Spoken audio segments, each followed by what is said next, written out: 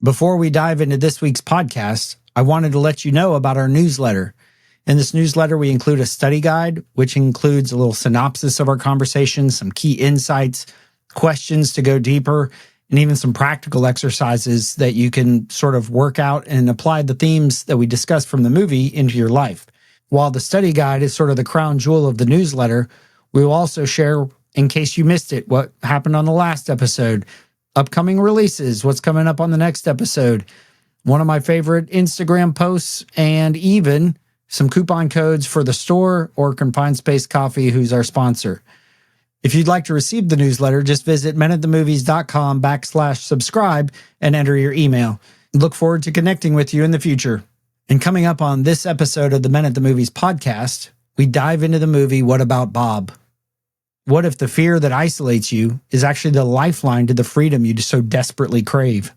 In this conversation, discover how baby steps, sailing, and even death therapy shows how God can turn life's interruptions into connections with real community. Join us as we discover God's truth in this movie.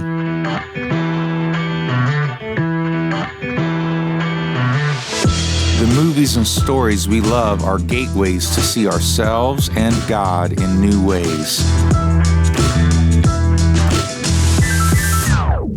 Every great story borrows its power from a larger story, the story that's written on our hearts and woven into the fabric of our very being.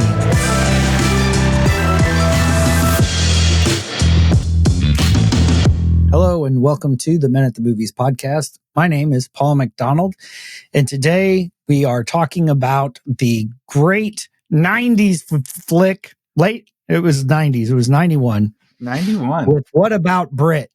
No, What About Bob? But I'd like to welcome Brit. Hey, dude, how you doing today, man? I'm doing pretty good. I'm doing pretty well. How are you? Doing well. We've been talking for almost an hour now. Almost. Catching up because it's been a little bit since we did Children of Men together. And so you've been wanting to do What About Bob for a little while now.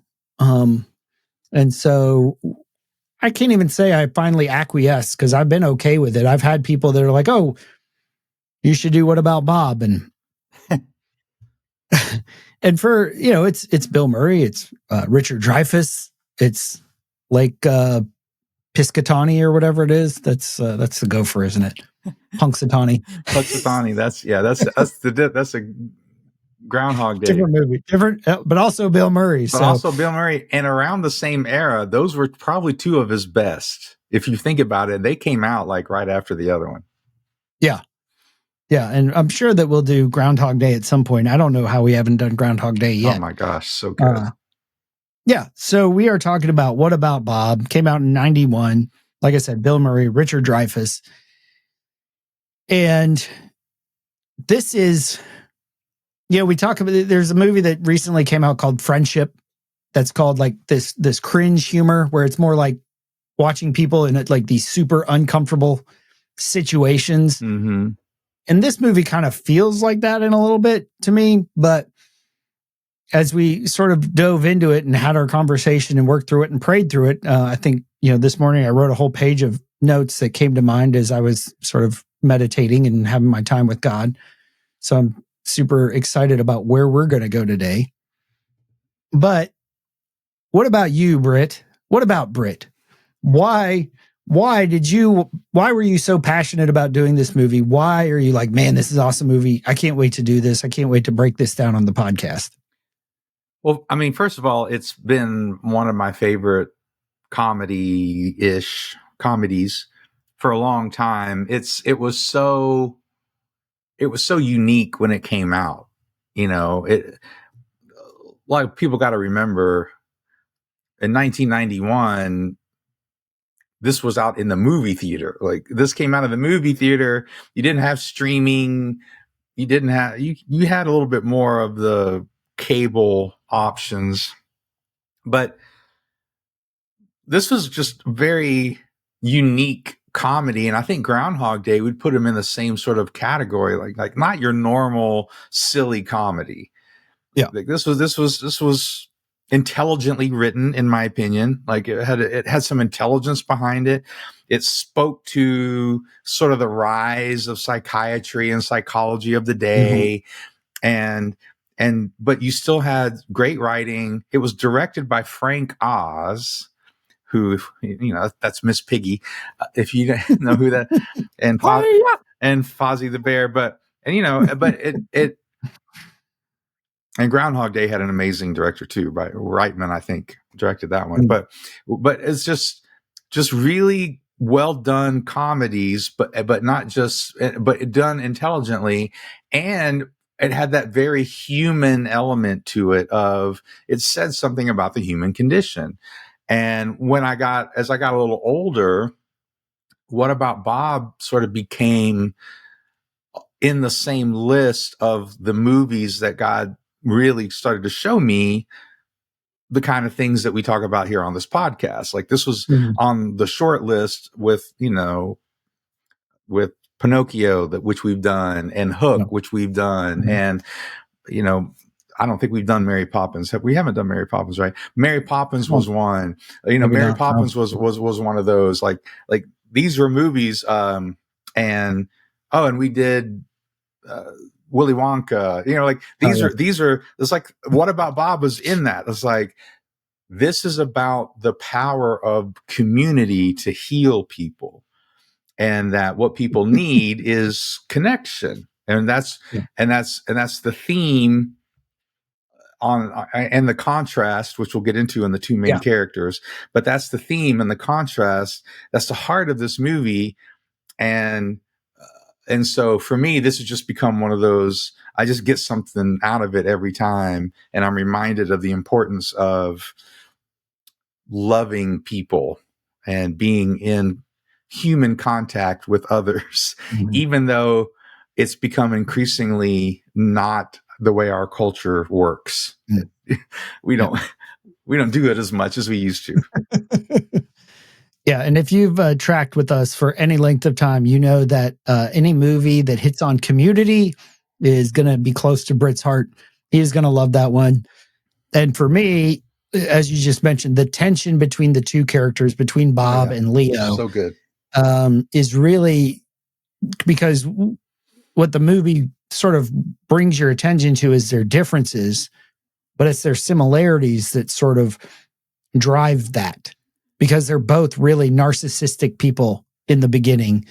One changes and one really doesn't. Right. And so that's why it's sort of like you said, the Groundhog Day is one of those that's, I wouldn't say has a cult following, but it's widely looked up to from a lot of mystical, I would say spiritual aspects of, this is a great story of whatever, it's just got these deep spiritual overtones. And I think this does as well, if you kind of dig into it. And as I was texting you yesterday after I watched it, I'm like, both these dudes are right in some areas and they're wrong in some areas. And that is the other movies that you listed, we sort of think of as kids' movies, Hook, Pinocchio, Mary Poppins, right, Willy Wonka. But there's a power to those quote unquote kids' movies. And especially I see it in animated movies where they sort of Trojan horse a theme or a message in that if you're looking for it, it'll wipe you out. I mean, Toy Story 3 will wreck you. Yeah, for sure.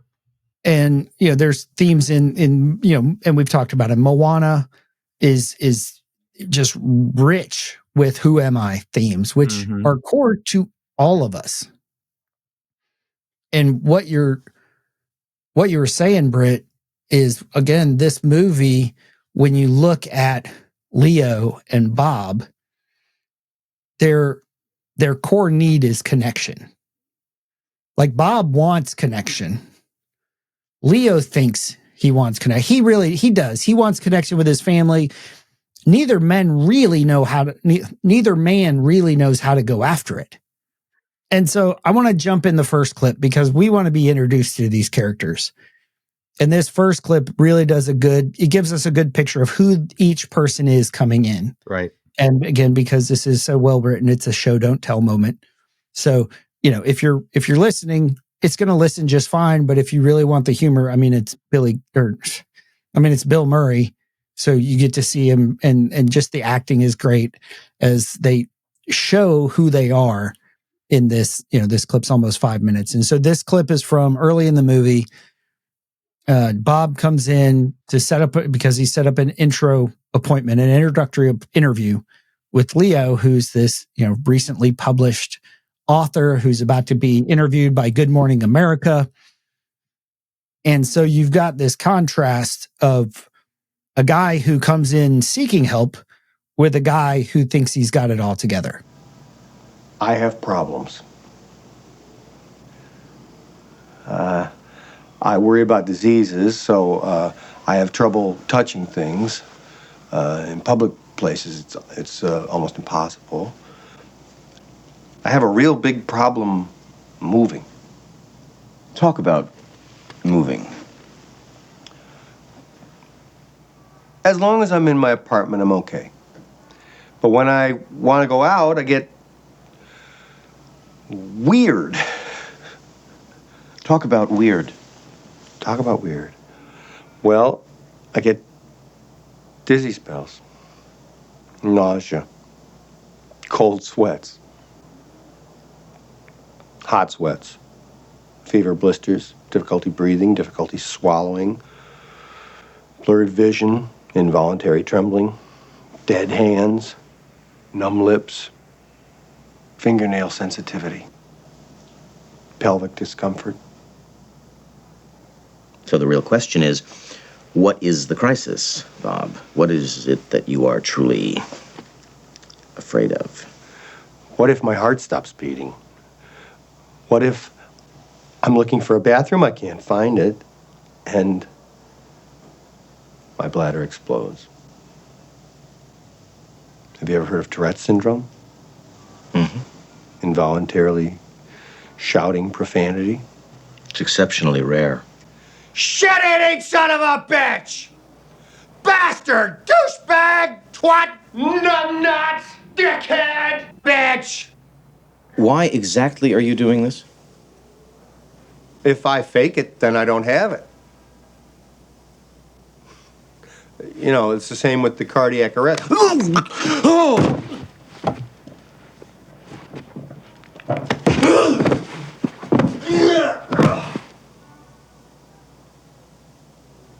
Are you married?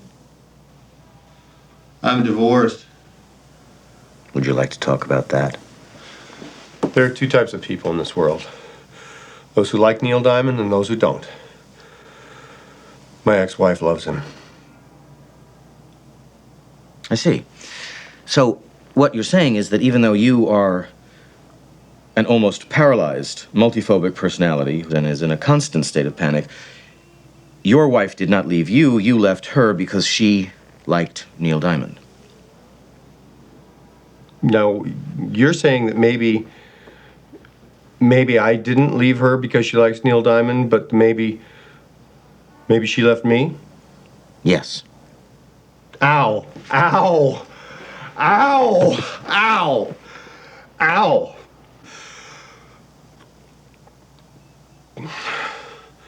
Dr. Marvin, you can help me. For the first time in my life, I feel like there's hope. I feel like I can be somebody. Bob, there's an old saying that the best psychiatrist in the world is the one right inside of you. Yeah. I can help you. Yes. Thank you. Bob, there is a groundbreaking new book that has just come out. Now, not everything in this book, of course, applies to you, but I'm sure that you can see, when you see the title, exactly how it could help. Baby steps? It means setting small, reasonable goals for yourself, one day at a time. One tiny step at a time. Baby steps. For instance, when you leave this office, don't think about everything you have to do in order to get out of the building. Just think of what you must do to get out of this room. And when you get to the hall, deal with that hall, and so forth. You see? Baby steps. Baby steps. Oh boy. Baby steps. Baby steps. Baby steps through the office. Baby steps out the door. The reason why it's a great scene is because there's so much in it. There's so many different levels going on. What you didn't see is that when Bob comes into his office, he's immediately attracted to the picture of the family. Mm. He goes straight for it. And he guesses their names and gets them wrong, you know. I'm really good at this. But in that moment where he says, for the first time in my life, I have hope. You can help me. And again, it would be bad writing if the solution was bad, but the solution is great. Baby steps. Just take it. How do you eat an elephant, right? One bite at a time. Mm-hmm. You know, like that's sort of, you know, I've given the same sort of advice to writers. Don't think about writing the whole book. Write 500 words today, right? Like, yeah. And then ultimately you'll get there, right? This is Plato probably gave people this sort of advice. I mean, this is old. This is just the way it is, and discipline and process. And so it's great advice, and it's cute. I mean, the book is fun and all those sort of pieces. But that moment where he says, "You can help me. You're going to challenge my thinking. You're going to challenge what I think, what I believe, and you're going to get me to a place where I can be somebody." That sets up the whole movie. That's why he can't leave Dr. Marvin alone, because there's something within him that says there's hope now. And but it's not in Dr. Marvin. And Dr. Marvin even tells him in that meeting, he says, the real counselor, psychiatrist, or whatever psychologist you need is in you. But that's something that Bob ends up having to believe about himself. And he does believe it about himself. Like, that's his job. He goes to school for it at the end, like that sort of transformation that he goes through. But it's such a powerful scene, because it's the contrast that you were talking about before is so there. Dr. Marvin is put together. He's calm. He just asks questions. And Bob is just chaos. He's just chaos sitting there. He's complete chaos. But Marvin doesn't react hardly at all. Right. And then you see almost the exact opposite at the end of the movie. At the end of the movie, it's Marvin who is chaos and freaking out and losing his crap all the time, where Bob is the one just going, well, maybe he could have some, do you really think, that medication is the right, like he's the one in control towards the end. Of course, this all happens in like 2 days, the most unrealistic transformation you've ever seen. But still, that's why it's good writing, that sort of contrast between the two and how they sort of shift those roles. But such a good scene. Well, and for me, what I noticed, even as we were watching it just then, is how the first half of that scene, Leo is actually nailing it. Yeah, for sure. Like, he's doing like, if I'm having a conversation with somebody like Bob, tell me more about weird. Like, I want to know. It's like, you just mentioned something, it caught my attention. Tell me more about this. Tell me more about that. Why did you just start randomly cursing in my office? Yeah. And then even the point of, he's like, oh, you're saying, what you're saying is you think she left you because she likes Neil Diamond, not because you have this laundry list of problems. And that's actually where he sees that. And this is where my curiosity, I would be curious one more step. Because if I'm looking at Bob as a character, I'm wondering, did these start before or after your wife left you? Like, when did this begin? When did life be? Because if you were married, obviously you weren't this way to get married. This had to develop sometime along the way. But he doesn't take that next step because he really doesn't care about Bob as the person. He cares about Bob as the problem. This is just one more notch on my bedboard or nut belt or whatever, wherever you're going to notch things these days. And then he goes and we get a really good glimpse of who Bob is. And we think Leo's there to help. And then that pompous ass goes over to the bookshelf. There is some groundbreaking book. Where is it? Oh, here it is. This entire bright yellow shelf. So good. You got, and even like, you charge him the usual fee and $29.95 for the book. And charges him for the book. Yeah, charges him for the book. He's like, he comes off as this gracious, hey man, this is really going to help you. Charge him $30 for this book that I just gave him, acting like a big, generous person. I really care about you.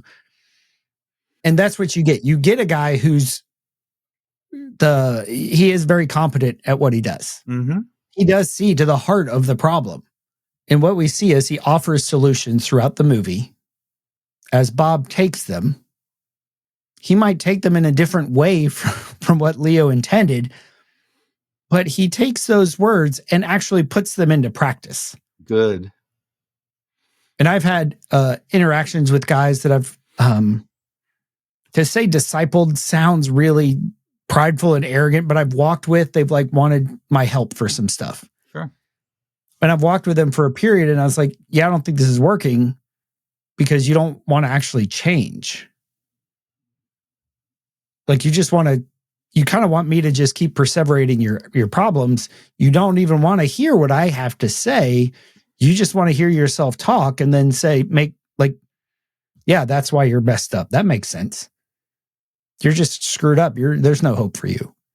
But what does Bob say? Bob, because he's seeking help, like he is desperate for help. Yes. Good. And that desperation will drive you to do crazy things.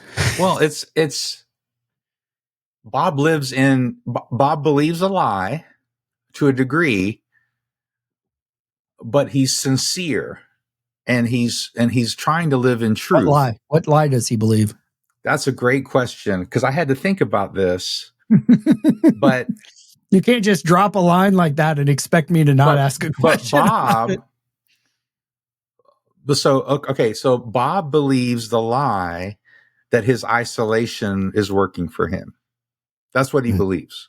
That's not what he wants in life. That's not his core desire, which is why he's a great character. So the first minute or two of the movie takes great pains to show us how isolated Bob is.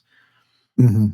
He only has his fish, but I don't know if you notice this, he really cares about that fish. Mm-hmm. Like he wouldn't even leave the fish alone. So he knows there's some part of him that's seeking connection. Like I said, mm-hmm. he's drawn immediately to the family. And yet he lives in this lie that the world is a scary place. The world is gonna that's gonna kill him. He's gonna die. His bladder's gonna explode. His bladder's gonna explode. But his desperation, to your point, moves him out of the isolation into interaction with people. And it goes good and bad, right? You know, he annoys the people on the bus. The people in the coffee shop or the diner or whatever, he's waiting on the phone call. Like there's all these sort of images as a movie thing. Well, good writing is so important, but you also need the right cast.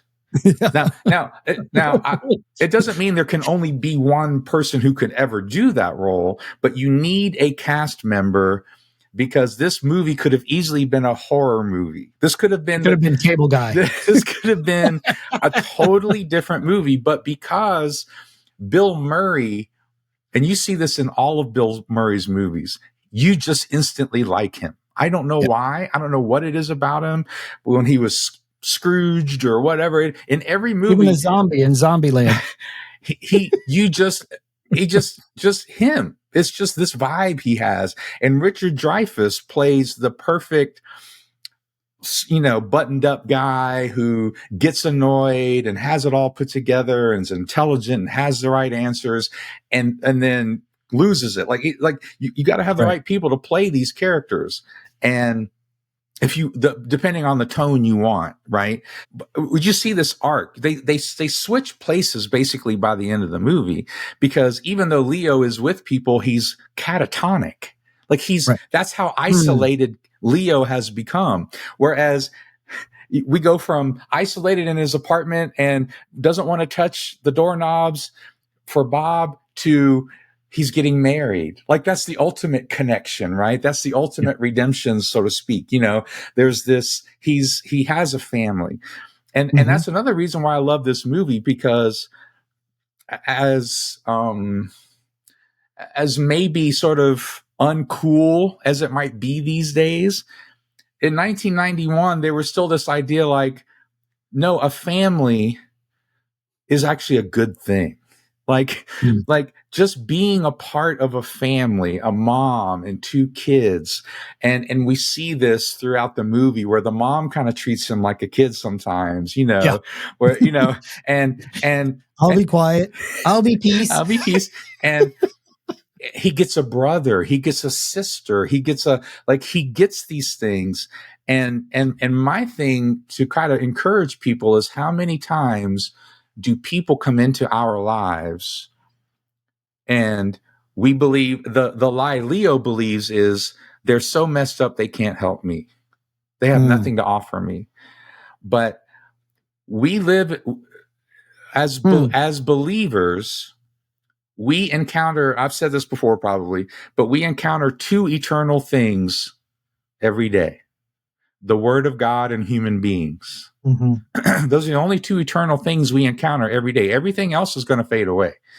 So when people, even annoying people, come into our lives, they are eternal people. They are made in the image of God. They require a certain level of dignity. God expects us to give them a certain level of dignity. And Jesus treated people this way, which is why he's so inspiring in the Gospels. It's because we see, and the disciples didn't understand it. Joe, just send the kids away. No. They have value to me. In fact, unless you become like Bob, like a child, you can't get this. Like, you need to understand what the children can teach you. Again, that sort of attitude, that if, and I'm going to tell a little story, and then we can move on. But when I was in Korea, I was a missionary. I was a missionary teacher. I was a professional Christian. No, I was a missionary teacher, and I ran a ministry to the military called the Hospitality House. And I got to know people and loved on people and believed in stuff, and God was teaching me things. And there was a chaplain. I'm not going to say his name. There was a chaplain who was going through a hard time. And we got together and we started talking. And I was going, what's going on, man? And I started giving him great solutions, I'm sure. And he looked at wisdom. And he looked at me and he said, man, I don't need a minister. I need a friend. And something in me went, ooh, what have I done? Yeah. I know the Bible. I had all the right answers. I had they weren't even cliches, baby steps, whatever. This good stuff. Right. Good questions to ask. But what he wanted was someone to sit with him. Weep with those who weep. Rejoice with those who rejoice. Like, he needed connection. because as a chaplain, he probably felt disconnected, like he couldn't be vulnerable with people. And so he was looking for someone he could be vulnerable with. And I went, that's not, I gave him the Bible, but that's, in a sense, that wasn't what he needed. That wasn't the part of the Bible he needed. What he needed was the Bible that said, weep with those who weep. That's the part of the Bible he needed. And I wasn't sensitive enough to that reality. And God taught me in Korea, what God taught me in Korea, that's why I love this movie and why God showed it to me through this movie, is I saw people transform. And what God showed me over my time in Korea was it wasn't the Bible studies or the worship, it was the community that transformed people. And that's what, so to me, that's why this movie has a lot of value, you know? Yeah. And when I look at both of these characters, what I heard you saying, Britt, was that it's his fear is keeping him from that connection. Right. Right. I mean, that's what phobia is. It's fear. And he has multiple fears, and that fear is what keeps him from connecting with people. Well, Leo has a fear. That's right. We don't really know what it is, but even as you were saying about what is it that's keeping, he saw Bob as a less than. Bob wasn't a dude from Lake Winnipesaukee. I think that was it, right?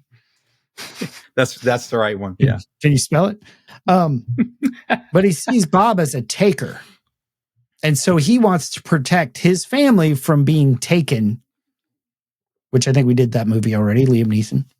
That's a good one. But he was like, he saw Bob as take. And so he wanted to prevent it. And by the way, boundaries are healthy. Absolutely. And again, he is correct. Leo is correct. Boundaries are healthy. You shouldn't be seeing patients over, the Labor Day month. You shouldn't pretend to kill yourself just to get attention. Okay. That is messed up. Okay. Right. Both guys are they're right and they're wrong, just like us. Like you were just saying with your dude, and I've done the same thing. I was like, dude, I feel like I need to tell you this. And it just pissed him off and made him walk away. And the thing that I'm trying to practice these days is this idea of it's dangerous to offer answers without questions. Mm-hmm. If they're not asking for an answer, if they're not asking a question, and I'm just offering answers when there are no questions, I'm actually doing more damage. So as you mentioned, Bob, he fakes his own suicide so that he can figure out where Dr. Leo is. And he gets off the bus up there at Lake Winnipesaukee. Does he go around asking, hey, do you know where Leo Marvin? No, he just stands in the middle of the place basically paging Dr. Leo Marvin in this small village in New Hampshire. And shockingly, it works. But they have this conversation, which this is sort of this is where the friction is really starting to grind on Leo. Because he's like, oh, this guy was calling me. He shouldn't have been calling me. Now he shows up. I am trying to push this guy away when, from our perspective, as we're looking at this, Leo is the one who is actually in greater need of an intervention at this point because his pride is getting the best of him. His control is getting the best of him. Instead of sort of leaning in, and this is us. This is us. We have our plans, and we start making a God of our plans instead of a God of God. And God, in his grace and mercy, will frequently throw an intervention that in this scenario looks like Bob. What are you doing here? I thought you were dead. Oh, no, I told you. Well, I fibbed a little bit, but don't be mad. Bob, your behavior is completely inappropriate. You're angry. No, I don't get angry. Well, you're upset. I don't get upset. Well, then let's have a little talk. Bob, I do not see patients on vacation, ever.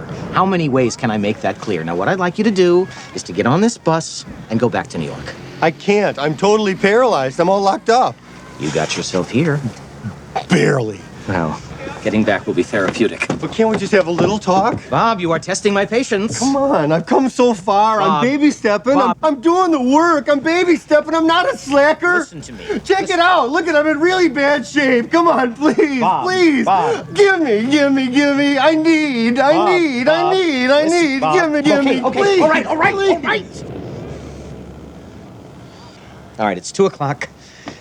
Go to the bus station, buy yourself a ticket home, and then wait for me in that coffee shop. You'll meet me? I'll call you in 2 hours. Oh my God, you're the greatest. No, just you have to promise me that you will buy your ticket and go home. Absolutely. I'm gonna do it right now. All right, I'll call you at 4:00. You couldn't possibly make it 3:30, could you? Bob! 4, okay. Exactly, 4:00. It's better. Okay. Thank you, Dr. M. Bob uses the solution of baby steps to actually get to Dr. Marvin. Like, he uses the solution and he puts it in practice to get what he wants. His goal is to get help from Dr. Marvin. That's his focus, which again may not be the best solution, but that's what he has in his mind as the solution. And Dr. Marvin, before this, they were in the grocery store and the family complains that their vacation really isn't a vacation. It's actually about the job. And so to your point, even though Bob does some messed up stuff and crosses some lines for sure, and gets away with it with the audience watching the movie because it's Bill Murray and he's just naturally likable and funny. Please, I need, right? Please, give me, I need. Despite that, what Marvin needs to understand is he does need an intervention himself. And that was a great point you made. And often when God gets involved in our lives, it's never convenient. I'm going to say that again. When God decides to get involved, it's never convenient. He's getting involved. I mean, Gideon was just, hiding in a wine press. Exactly. Mary was just like doing something, and all of a sudden she's pregnant. All of a sudden, I wasn't even having Moses sex. is out in the wilderness and is like, oh, there's a bush over there that's on fire. And yeah. But the reason why it's guaranteed to be inconvenient is because you weren't on the right path. Ooh. That's why it's guaranteed to be inconvenient. It's guaranteed to be inconvenient because you weren't on the right path. And in order to put you on the right path, he's got to interrupt your path. He's got to do something different. That's why the Pharisees and the Sadducees and the Jews and the scribes were like, this isn't the guy we want. This isn't the way we thought this was going to happen.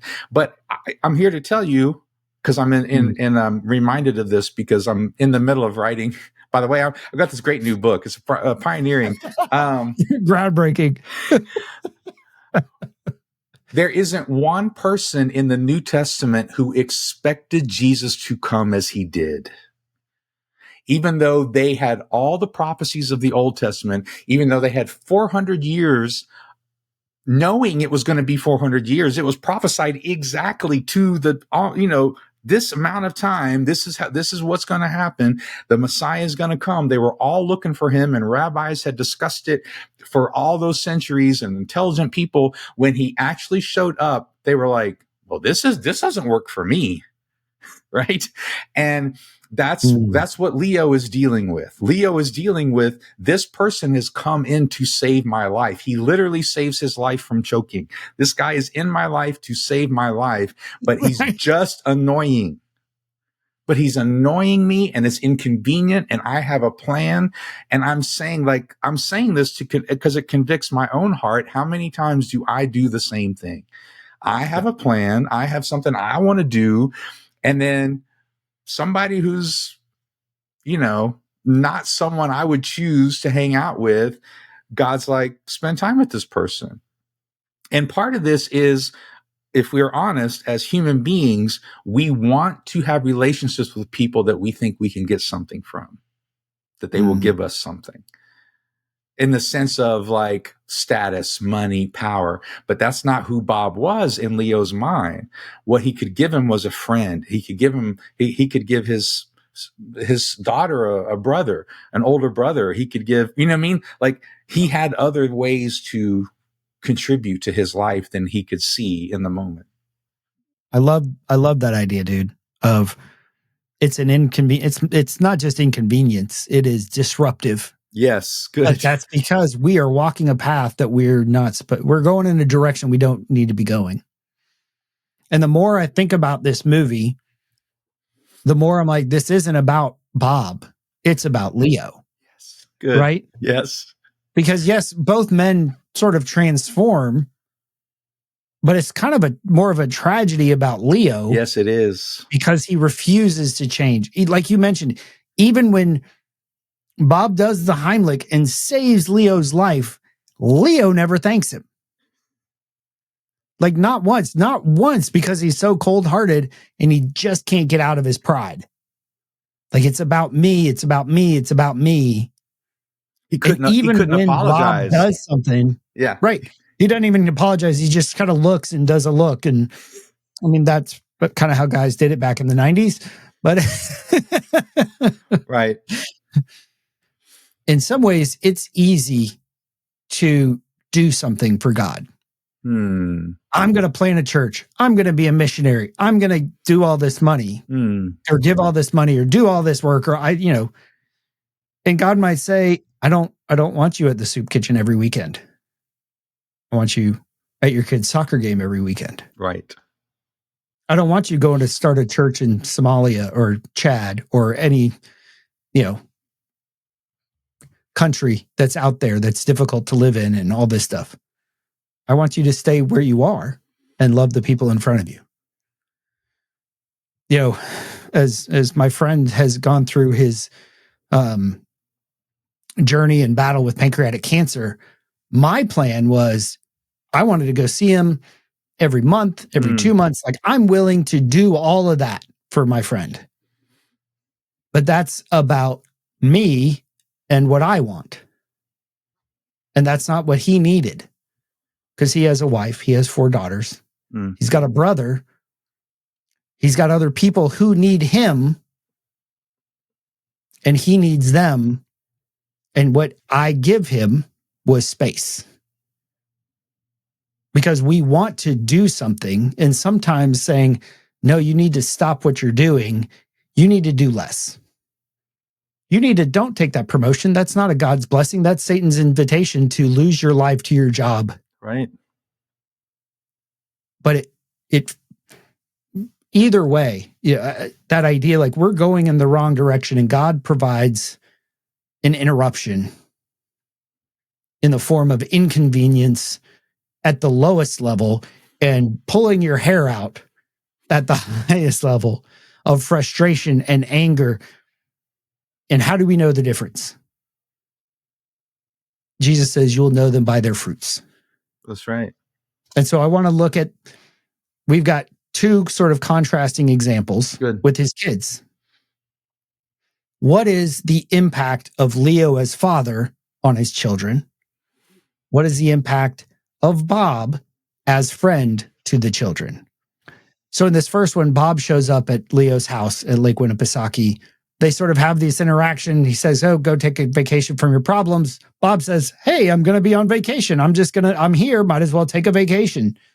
Not what Leo meant. And so Bob's walking down the road and Leo's daughter, Anna, sees him, offers to pick him up and give him a ride because they think he's kind of funny. He's cute. He's harmless. That's the way they look at him. They don't look at him as this narcissistic dude full of phobias who is breaking all sorts of boundaries and laws by being there. But so there's this conversation where they connect. And again, as Bob's stepping into his fear, like even as he gets into the car, he reaches with his handkerchief. And he's like, wait, who uses this car? She's like, oh, it's just the family. And he puts his handkerchief in his pocket and grabs the handle with his hand. Right. And he's stepping into his fears. At the same time, Leo is holding on to his fears very tightly. So this is a conversation about the impact. And we see we hear the impact of Leo on Anna, and we see the impact of Bob on Anna. So what's it like being the daughter of a brilliant analyst who's sleeping in the next bedroom at night when you need him? Is it great? No, it's not great. I have problems the same as anyone else. The same as you. You're afraid your bladder will explode? What other ones are the same? Like what? Like what? Well, like analyzing everything to death to see if what I'm feeling is normal. Yes, I have that, yeah. Do you freeze up and Yes. turn into wood when you're around a Yes. good-looking guy and you don't even know if he likes you or not? Well, not a guy, but yes, I freeze. You know what I treat people as if they were telephones. If I meet somebody who I don't think likes me, I say to myself, Bob, this one's just temporarily out of order. You know, don't break the connection, just hang up and try again. And does it work? It seems to be. I'm on vacation at Lake Winnipesaukee, aren't I? Do you want to come sailing with me on my friend George's boat? No. Oh, that's okay. You don't have to. No, I'd love to. It sounds great. I've never been on a boat, and I don't think I can handle it. It just makes my lips numb to think about it. But if your friend is a good sailor and the craft is seaworthy, yes, I will go sailing. Yeah, let's go sailing. I have no other plans. I'm sailing! I'm sailing! I'm sailing! I'm sailing! I'm sailing! I'm sailing! Bob has no shame. He has no embarrassment. He's going to be completely vulnerable. He has every problem. So if you have a problem, he's going to relate to you. He's just going pointed to at all of me. like, how many times does he, like, he doesn't even let her get done with her explanation. He just keeps saying, yes. You freeze up. Yes. Like, boom, boom, boom, boom, boom. Okay. No, maybe not a guy, but yeah. All of that. I know all of that. And I relate. But right? I relate. What Bob says, I relate to that. I relate. But, and I know we're going to get to, Anna doesn't get that from her dad. Siggy doesn't get that from his dad. When we get to the diving part, it's I don't get it. I love diving. Why are you afraid? Like he can't relate, or he doesn't, or he chooses not to relate for whatever reason. And let's just point out some prophetic stuff in this movie. This is 1991. Bob was working from home. I noticed that. Okay. Bob was Which working was so from weird home. in 91. And he had all the counseling you could possibly have, and it just fed his anxiety. I'm not against counseling. My children have gone to counseling. Okay. I'm not against it. But my point is that there's a lot of evidence that as we isolated kids during COVID, and we've given them, the more counseling we give them, the more anxious and depressed they get because they're not going outside. I know it sounds like I'm an old fuddy-duddy, but I'm just telling you, they're not going outside. They're not spending time with family. They're not spending time with people. They're on their phones and all this stuff. They're more and more, our culture is more and more isolated, and it's leading to more and more mental problems. And the solution isn't to force them to do something different, but to invite them to willingly participate in something different, into community, into personal interaction, into family, because Bob isn't forced into this. In fact, Leo would force him not to do these things, right? Bob is willingly choosing. She's not going to make him go sailing. But do you want to go sailing? And he has to choose to engage. And then it becomes a source of pride. Well, I just started sailing, all that sort of stuff, I sail. I'm a sailor. I'm a sailor. I mean, I just started today, but then I just let the boat do all the work. But that's the kind of stuff that our kids and our culture needs. Our kids and our culture needs those experiences, because they can look back and say, I tried something and my bladder didn't explode. But they have to willingly choose it, you see. But the beauty of Bob is he's immediately vulnerable. He's immediately humble. And so then when he does give a little bit of advice, she's completely open to it. Why don't we learn this in life? Why don't I do this more? Like, I'm watching Bob going, I should do this more. I should begin with, you and I are the same. I have problems. You have problems. You know, just because I have a spiritual gift and I write books, we're actually right here together. And Peter does the same thing. I don't know if people realize this in Peter in the Bible, but he calls himself a fellow saint. In other words, I'm one of you. Right. But you are the one who was with Jesus. You walked on water and you did. He doesn't show any pride for that. Maybe because he, denied Jesus 3 times and all that stuff. But just he wants them to see, like, there's no difference between you and me. We have the same spirit. We have the same gifts.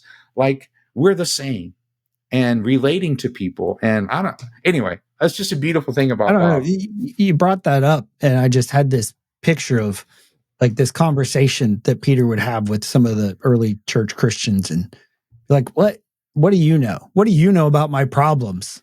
I'm facing persecution. I'm this and that. He's like, you may not know this story, but if you feel bad about yourself, I sort of denied him to his face. And you know what he did? He forgave me. He came back for me. He restored me. He restored me, yes. And they're like, what? Even you? Dude, he called me Satan. Thank you. Well, and that's one of the beautiful thing about the Gospels. Jesus didn't write them. Right. Jesus didn't write the Gospels going, these dudes are idiots. It was the people who were in the stories going, we were idiots the whole time. Yeah. And then on the rare times we did say something good, he didn't even give Peter credit. He said, that wasn't you that called me the Christ, the Son of the living God. That was the Spirit. My Father said that. It was, we wrote these stories down making ourselves look like idiots. Yeah. It wasn't to make ourselves look like cool, famous dudes. And even in Acts, right? How many times does Paul have to say, I used to kill Christians? I mean, like, there's no pride in this. And so Bob comes to these situations, even though he's got a lot of experience and knows a lot of stuff, but he comes to them humbly and relating and putting himself down on their level. And isn't that what Jesus did when he was born into our world? Like, he came to meet us where we were. And it's such a beautiful thing that Bob does with Anna and then with Siggy. Yeah. And one of the things before we get to Siggy is, like, in the beginning, he's like, how awesome is it? Your dad's this amazing dude. He's like, it's not great, Bob. That's another movie. Right. But that idea, like, and he doesn't say, well, you're wrong, and here's why. Right. He's like, what? How is it not awesome? Tell me more. Tell me more. And so often I will do that, of saying, oh, isn't this awesome how God showed up here? And they're like, well, it's kind of this and that. I was like, but you don't see, like, I keep trying to project my perspective onto them, which is what Leo does. He is controlling.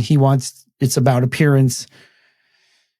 That he calls a family conference, tells them what to do, and then family conference dismissed. And they go, no. And he goes, okay, good talk. I'm done. There's no discussion. Right. And so there's that disconnect, that loss of relatability, that loss of connectedness. Right. So Bob's sailing. At the same time, Leo was out with Siggy trying to teach him how to dive. And as I was thinking about what you were saying, Britt, Leo stays on the dock with Siggy trying to teach him how to dive.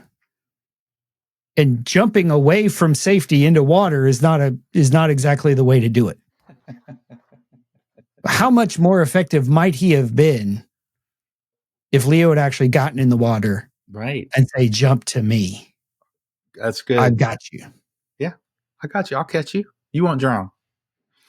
And yet in his shock of seeing Bob sailing across the water with his daughter after, they had the family conference where they'd all decide, no, he just said, do this. He dropped Siggy in the water. His life flashed before his eyes, and he's like, "You're only 12, so there's not that much life to flash." No, he calls him a murderer. He goes, murderer. And in the space, and there's you see Leo and his wife in the cabin. They're saying, and Leo says, "In the last hour, both my kids have said they hate me." And meanwhile, you see Bob being invited onto a boat.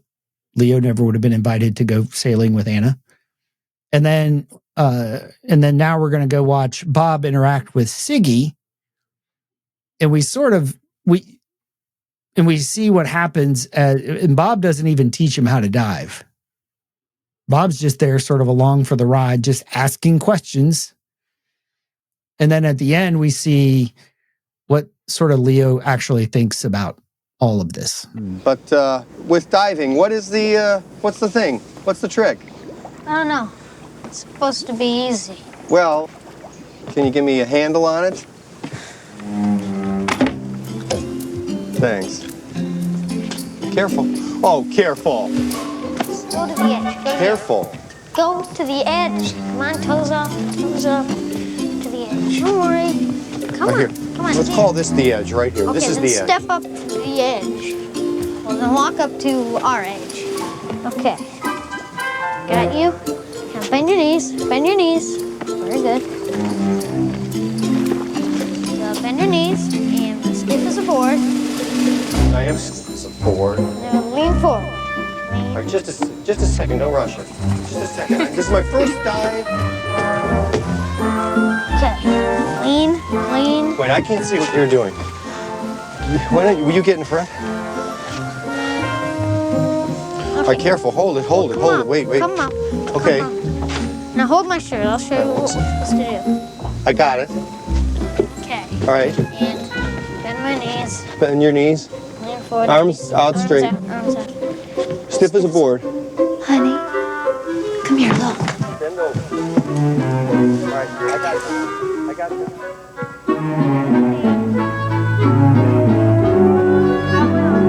I don't want to have to see this. No, please. 1, No. 2, Don't do it, please. 3.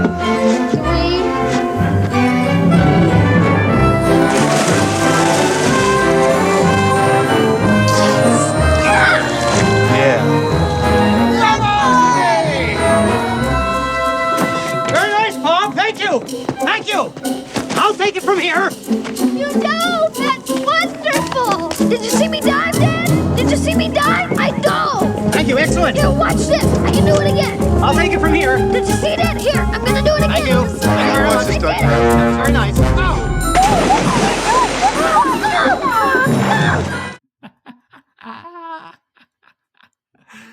It always backfires on him.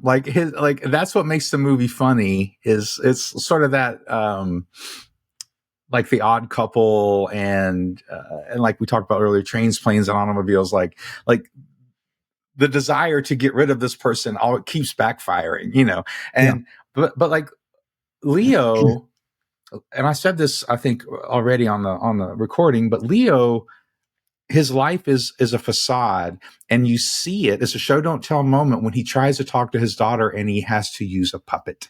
Mm. Yeah. Like it's just reinforcing this.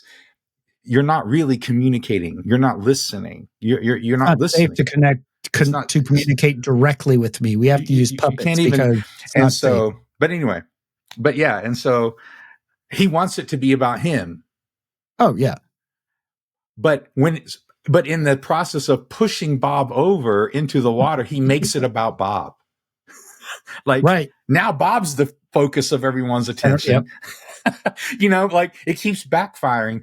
And that's the tragedy. And you said it right. It's the tragedy of Leo is since his life is a facade for whatever reason, whatever his fears are, whatever his pride is, he continues to choose that distance, that isolation. So he's isolated too. You just don't see it in the beginning. And because he keeps choosing the isolation, that's all he's left with at the end. That's all he's left with. That's the tragedy. And how do I not do that? That's my question. Like, how do I not be that way?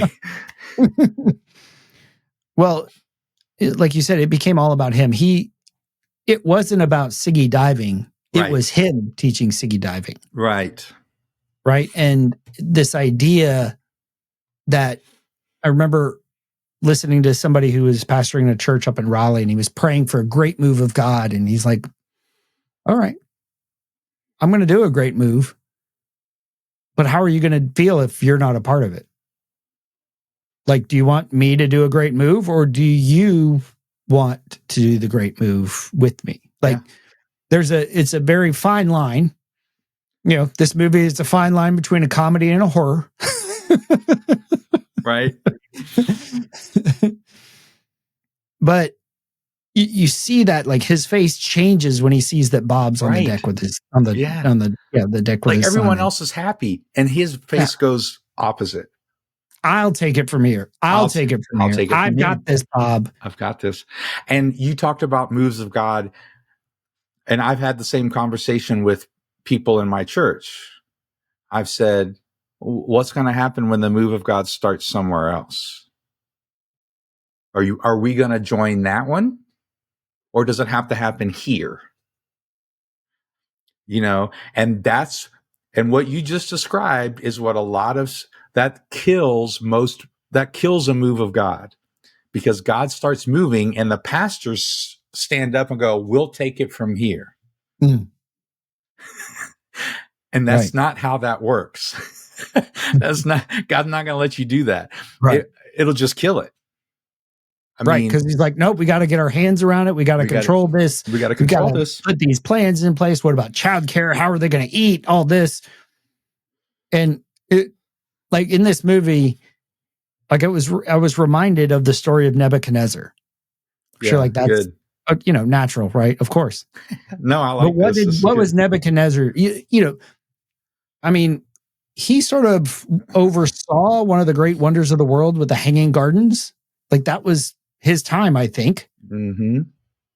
But and there was a moment, and he was a tool by God to bring the Israelites into exile.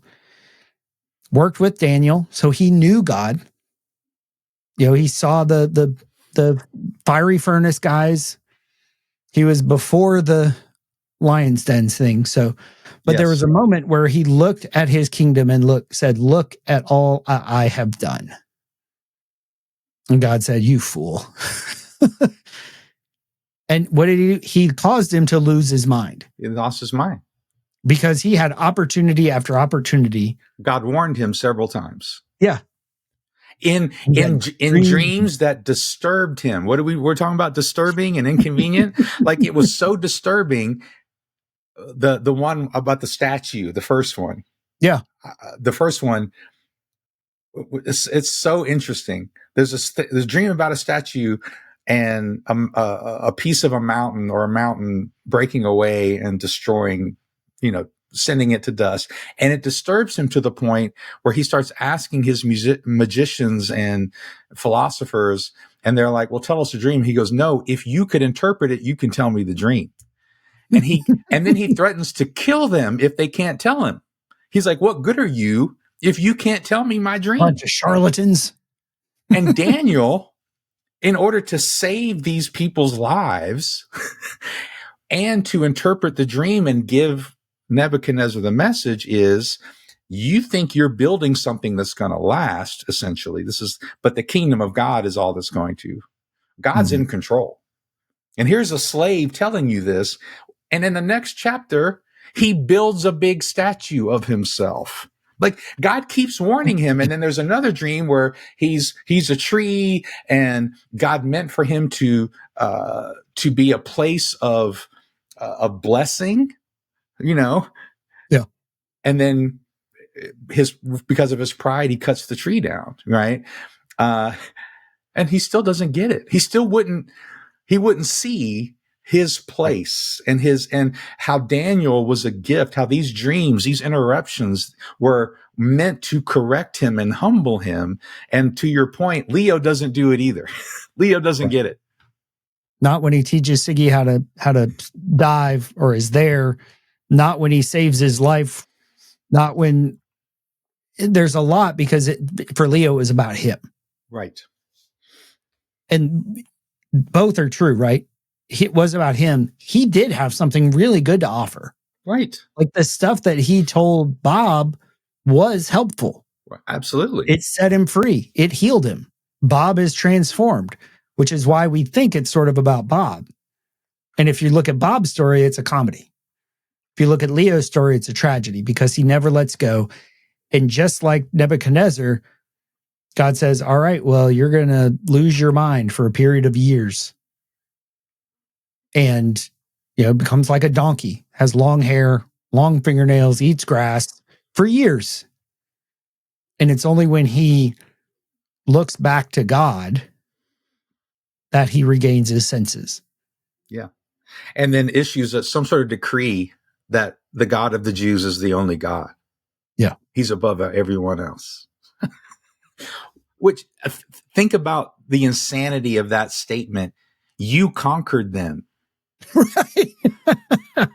Which that's not how it worked in the ancient world. In the ancient world, when you conquered someone, your God conquered their God. Mm-hmm. But Daniel's saying, no, I know you conquered us, but our God is actually the one in charge. He just let you do this. Right. Which is an insane thing to say to them in those days, right? In that day and age. And it's the same thing, but it's the same gospel we preach, right? Like, I know you're president, whoever you are, Biden or Trump, but you're not actually the one in charge. Right. Why do the nations rage? But no, and yeah, I think I didn't catch that. And I think that's a great point with Nebuchadnezzar. And I think that goes back to your question is how do we avoid Leo's fate? Right. Go. And I think I'm ready. What we've seen Bob do is it's never about him. He never cares about looking stupid as he's walking around with a goldfish around his neck, tied to a mast so he doesn't fall overboard with 14 life jackets on. But at the end, what is to realize that it is God in charge. It's not us. It's like you were saying, it's a move of God, not just in the big revivals or churches or any of this. God moves in our life. And how can we be aware of it on a daily basis? And it's to say, hey, God, you're the one in control. Right. You're the God. I have my way of trying to make life work. That's a way that leads to death. Good. That's choosing the wrong tree. Let's put it that way. Yeah. I want your way, whatever that way is. Whatever that knowing way that is. it is, that too is going to lead through death. Yeah. But it's the death of all the death therapy. Death therapy. Yeah, exactly. It all comes back to death therapy. I guess, that's the answer. It's death therapy. Well, but I think in addition to what you're saying is how, and this is, I've learned some of this, but I'm still learning it because God's still teaching it in new ways, right? He's not done. I haven't arrived, like Paul said in Philippians, like, not that I've arrived. I'm counting it all loss to know him. I'm counting it all rubbish, but that doesn't mean I've got it all figured out. Again, the humility of realizing I know some stuff, but I don't know it all. He's in charge. But also, how do I see the inconveniences, the annoyances, the frustrations, the obstacles? How do I see them as opportunities? How do I do that? And that's a choice I have to make. I'm not going to naturally do it. I'm naturally going to get pissed off and probably say, God, don't you care? Right? Yeah. I'm probably going to do that. God, why have you abandoned me? How do I instead turn my heart and say, okay, God, how is this an opportunity for me to love somebody, to be generous, to be kind, to learn from them instead of being the guy who teaches all the time or whatever. And the Bible says, if you ask for wisdom, it doesn't matter who you are. He gives it generously without discrimination against anybody. If you'll just humble yourself and say, I don't know what's going on. Help me. And I was just struck by this idea. You had mentioned they're on vacation for a month, but here's another vacation that's not a vacation because it's become all about Good Morning America. Right. But what is Bob offering him? Here is what a vacation looks like. Yeah, good. I love it. I love that. Sure, absolutely. And it's not about a book. It's not about a podcast. It's about living in, like you said, in community, in relationship with people that are safe. Like Bob made it safe for them to share their fears and their problems. And how can I make it safe for them? Well, by being vulnerable enough to share my own fears and problems and say, okay, well, now what? How do we walk through this together? Right. You have something to offer. I have something to offer. And as we move forward in our life, following Jesus, I mean, that's how that's the only way. Yeah. Every other way leads to death. That's right. And those ways that we sort of hold on to, this isn't what I wanted. We have to say, okay, God, but not what I want. Good. But what you want. And to open those hands up and be like, and that, again, that feels like death. It feels like death, but, right? The promise is if you'll give up your life for me, not just give up your life because you're a sadomasochist. Yeah. Right? You don't, not because you enjoy pain. Jesus didn't enjoy pain. He's trying to avoid it. But he was able to say, look, I know the best path is your path. Yeah. Even though it might hurt today, show me, help me, help me knowing the joy set before him, not realizing that, think about it. Again, Bob couldn't see the joy. Like he couldn't, think about the prison Leo was in. He couldn't enjoy his son enjoying, actually, diving. He couldn't enjoy Anna having a friend and sailing and having fun. He couldn't enjoy and laugh at Bob going, oh, this is the best food ever. Like he couldn't, like everyone else was laughing and thought it was so fun. And he was just annoyed, right? He couldn't enjoy his life being saved. He couldn't, he was so caught up in the frustration, he couldn't experience joy. And how often do I do that? How often am I so caught up in the frustration of it not working out the way I want it to work out, or I think it should, or there's a problem, or whatever it might be, that I miss the joy that God has for me. Not happiness, but joy that he offers me. All right. So thanks, buddy, for doing this movie. This was fun. Thanks for finally doing it. Yeah. Hey, I've given you plenty of options. You just kept picking the other one. So I did. Don't put that on me, Ricky Bobby. No. Yeah, I did. So the more I watched it yesterday, the more I've kind of considered it and connected with it. I think that's what it has to offer is where are you, the listener, where are you in this? Are you Bob or are you Leo? Where do you need to welcome the intervention and release your plans so that you can enjoy life and experience it and let go of your fear and be like, I am scared, but I'm still going to step into this. I'm still going to follow where you're leading, Jesus. That's right. So this has been Paul McDonald and Britt Mooney talking about What About Bob? We hope you guys enjoyed it, and I hope you join us next time here on the Minute the Movies podcast. Something inside has been awakened. I can no longer be who I was before. But if I am no longer who I was, who am I to be?